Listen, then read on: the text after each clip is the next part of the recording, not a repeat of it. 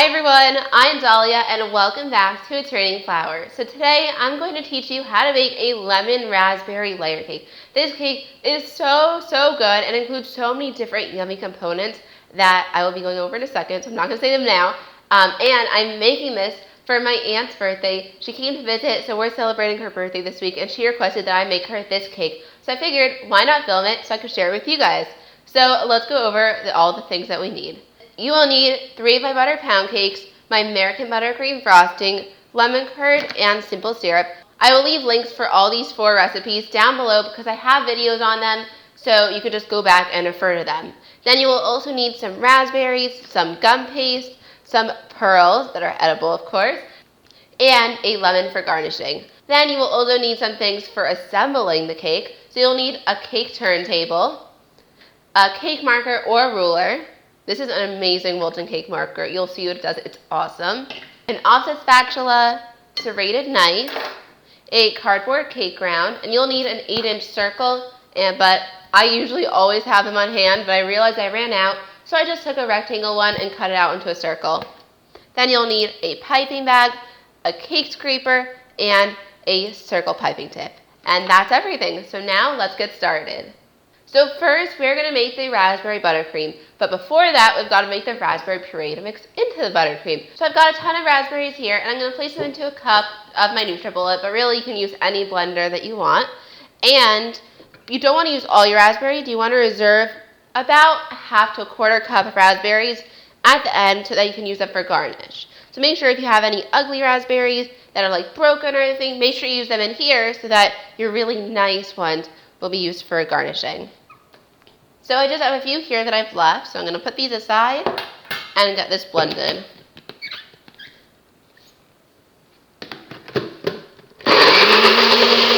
Now I'm going to strain this through a fine mesh sieve to get any of the really little seeds out. So just mix that around.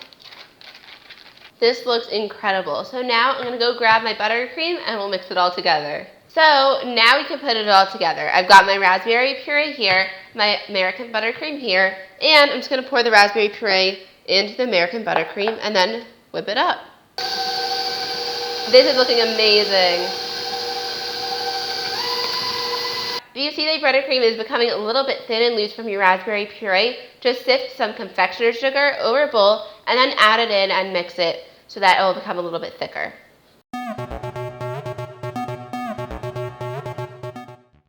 Okay, so now let's take a look. I think it's all ready. Perfect. This is exactly what you want. This gorgeous light pink buttercream that is thick. So now it's time to level my cakes and remove any caramelization from the bottom. So I'm going to take each of my cakes, peel off the parchment paper from the bottom, and we're going to level them. It really helps if you put your cakes in the fridge before leveling them so that you don't have too many crumbs. So I've got my cake marker, or you can use a ruler, and I'm setting it to about 1 3/4 inches. Let's see if that works. Now we're going to make it less.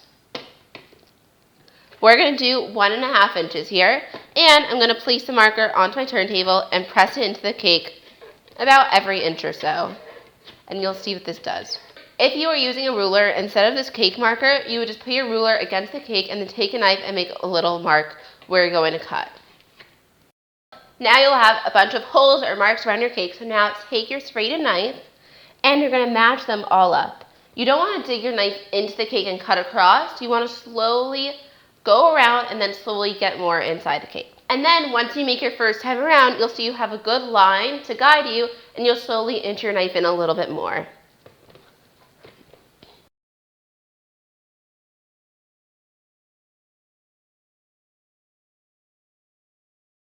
And what I like to do, I know it's not the neatest, but take all your crumbs, push them off, and then afterwards you'll just clean off your table. So now we're going to flip this over and see how the bottom of this is really dark. We don't want that because then when you cut your cake, you're going to see a bunch of dark lines. I mean, it's not the end of the world, but if you can remove the dark stuff, just take it off. So for this, you're not going to measure anything because you just want to take off that really thin layer.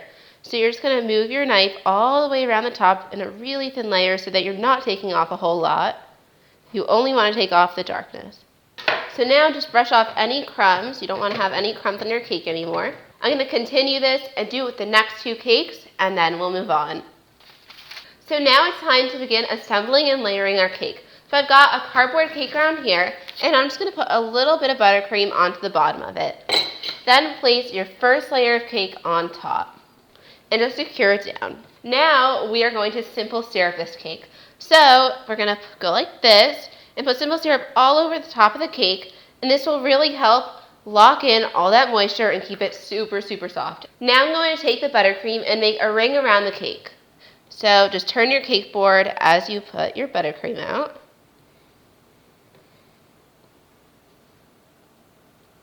And then you're just going to put a really thin layer in the middle, like super, super thin. And this will just make it that the lemon curd has some cream to stick to. So now just spread this out. And the reason why we made that ring of frosting around is because we're going to put the lemon curd inside. So I'm going to put half of my lemon curd inside of here, and the other half is going to go in the next layer. And then spread it out. This is seriously going to be one amazing, amazing cake. Now, next layer of cake. So simple syrup one side. Then we're going to let that sit for a second. Now, flip it over on top. Make sure it's centered. And simple syrup the top. Now we're going to do a ring of buttercream around the top again. And a little bit in the inside. Then you're just going to smooth this out. And put the rest of the lemon curd on.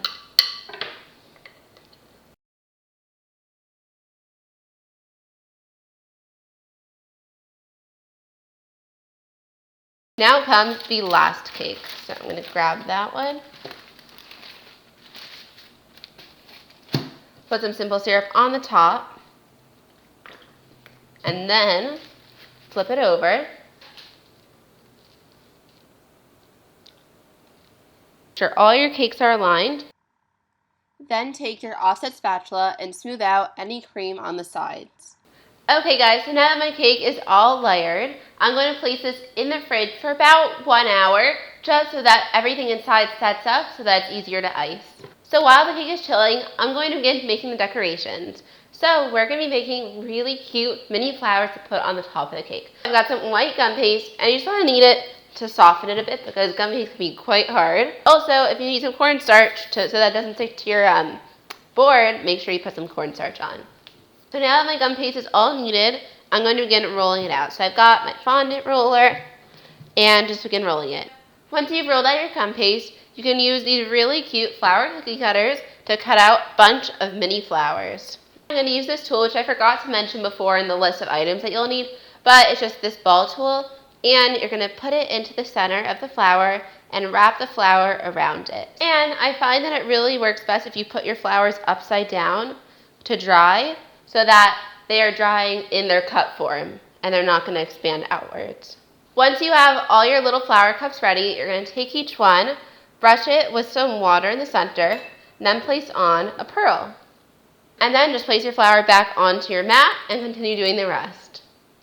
Okay guys, so now that the cake is out of the refrigerator and it's really nice and set and the buttercream is really hard, you're going to start with cutting the cake just along the sides a little bit to make sure that it is all even. Now, of course, if your cakes are all aligned, you don't have to do this, but for some reason, one of my cakes cooked a little bit differently than the others and came out a little bit wider. I don't know why, because it was in the same brand pan, but just shave down the sides if you need to. Once you've shaved down the sides of your cake, just clean up your cake stand so you can begin crumb coating. Now it's time to crumb coat this entire cake, and that just basically means we're going to put a really thin coat of icing all over the cake so that all the crumbs are locked in.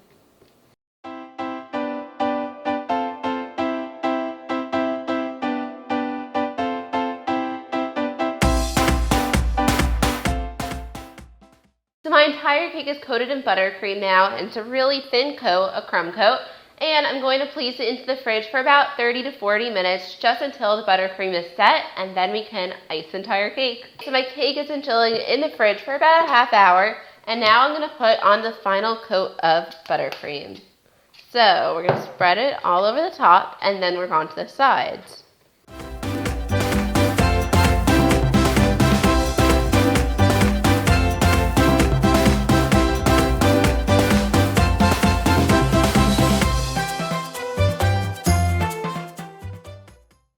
as you can see, my cake is really coated in tons of buttercream. So now you just want to wipe your opposite spatula clean and go around it and just make it smoother. And make sure that any area that has a little bit less buttercream is filled in, and just make sure it's smooth.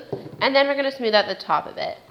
Now this is the time, if for any reason your cake is a little bit lopsided, which mine does not seem to be, but if it is, you want to make sure to put more icing on the side that's lower so that it will be flat and even all around. So now it's time for the handy cake scraper. So this is going to make the sides really, really smooth, even more than the opposite spatula does. So you want to hold it at a 90-degree angle against your cake and turn your cake table. Look how nice that is. And then scrape it off clean each time. So now we're going to work on the hardest part of icing the cake, which is working on the top outer rim. Because as you see, there's like that rim of icing that kind of just is there, and we want to get rid of it. But sometimes if you scrape the cake too much, sometimes you'll see the outer rim of the cake itself, so you have to be really careful. So what we're going to do is we're going to take our cake scraper, we're going to glide it across like this. There, and you want to just pull everything in. I'm going to let this set up for a few minutes in the fridge, probably around a half hour. Then I'm going to transfer it to a cake plate, and then we'll begin working on the top design. So now we are going to begin designing it. So I've got this tool that I used when I made the flowers earlier, and I'm going to make kind of like circles around the cake with it.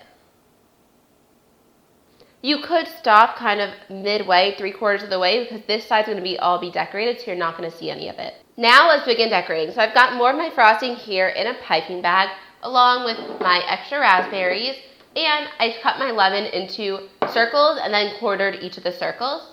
And then I also have the little flowers that we made earlier.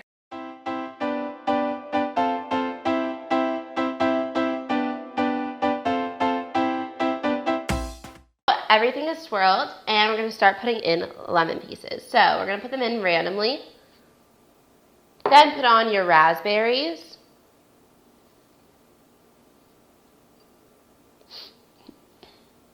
And lastly, I'm going to put on the mini flowers. So just stick them on all over in random areas.